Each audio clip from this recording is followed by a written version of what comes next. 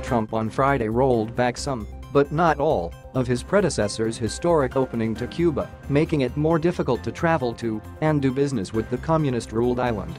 In a speech in Miami, during which he greeted Cuban dissidents and denounced the Cuban regime, Trump said Cuban rulers were profiting from better relations with Washington, but that ordinary Cuban citizens continued to be repressed.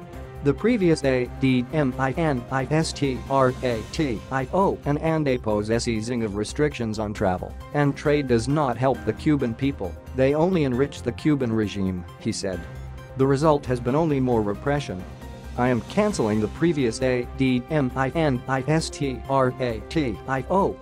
pose completely one-sided deal, he declared. Trump and pose actions will restrict the ways U.S. citizens can travel to Cuba and block business deals by American companies that might give revenue to the Cuban military. But the announcement leaves intact many of the new Cuba policies adopted under President Obama, including the restoration of normal diplomatic relations, the elimination of special immigration rules for Cuban refugees, and the permission for U.S. airlines and cruise ships to travel directly to the island.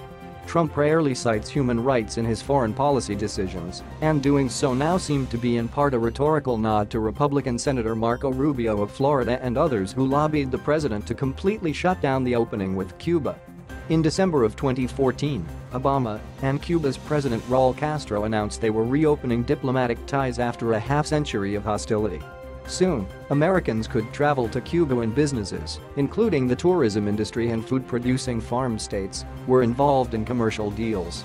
But conservative members of Congress, especially those based in southern Florida, objected. It was mostly the communist government and Cuban military who were benefiting, they said. Until Cuba's human rights